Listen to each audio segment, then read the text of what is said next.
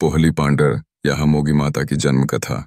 दाब मंडल की धरती पर वह सुबह कुछ अलग ही थी।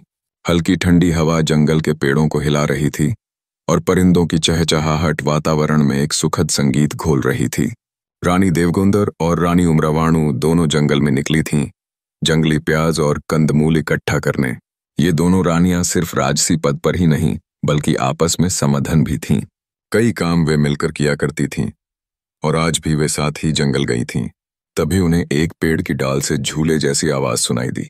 वह आवाज किसी रोते हुए बच्चे की थी। देवगुंदर चौंकी। तूने सुना? ये बच्चा रो रहा है। उमरावाणु बोली।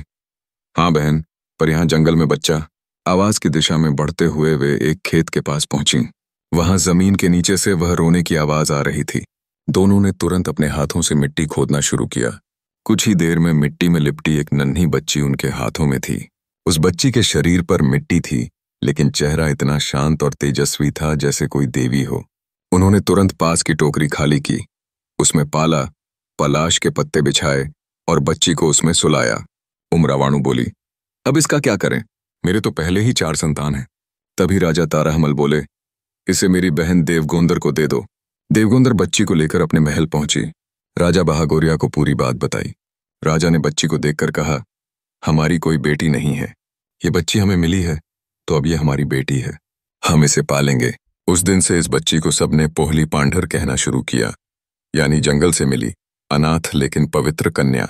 राजमहल में उसे मखमल के बिस्तर पर सुलाया जाने लगा। लेकिन आश्चर्य की बात यह थी कि जब जब रात को राजा देखने जाते, वह मखमल छोड़कर पलाश के पत्तों पर जमीन पर सोती मिलती, मानो धरती से उसका कोई आध्यात्मिक नाता हो। शायद इसीलिए आज भी जब यहाँ मोगी माता की पूजा होती है तो उनकी मूर्ति को सबसे पहले पलाश के पत्तों पर खड़ा किया जाता है, जैसे वह बच्ची पहली बार टोकरी में पलाश पर सुलाई गई थी।